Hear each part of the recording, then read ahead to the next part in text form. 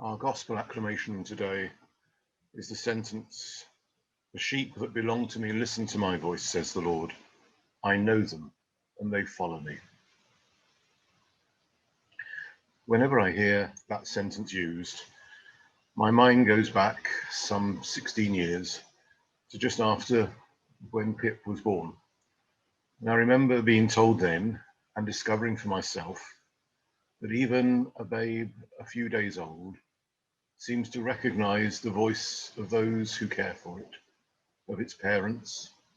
and the parents can distinguish the cry of their child amongst many others. There is an ability to hear and to respond and to understand the person who is calling. The world in which we live at the moment is full of an increasing number of voices advocating one thing and then another, and apparently in conflict with each other.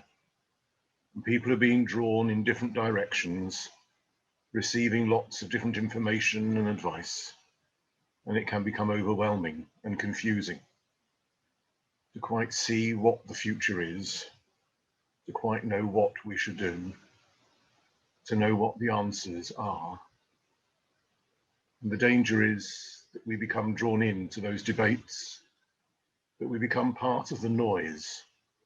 part of the confusion that exists around us. The challenge for us as God's people is to find that time and that space to listen to his voice, to step back from time to time from the noise and the clutter of the world, to step back from the news briefings and the counter briefings, to lay aside the newspapers and to turn off the radio, and to be still and to listen for God, to discern what it is that he is calling us to be and to do, and also to be reassured that he is there with us, and it is he who is calling us to be faithful to him.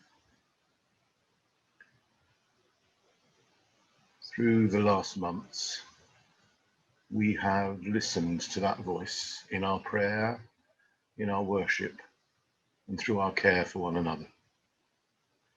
Whatever the days that lie ahead bring, whatever the arguments and counter-arguments that exist, our calling is to be faithful to those things, to continue in our life of prayer, to seek to discern the way forward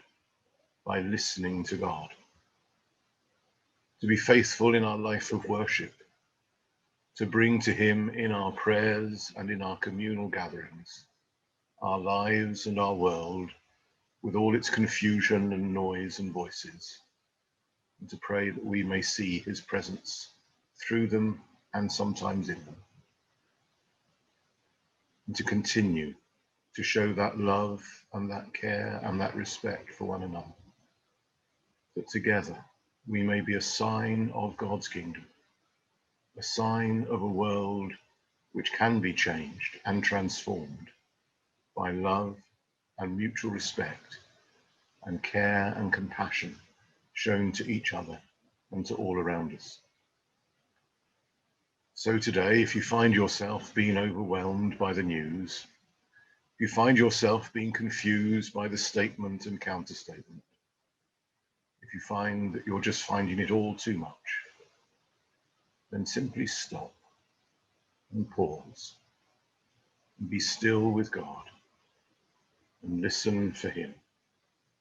so that we may follow him faithfully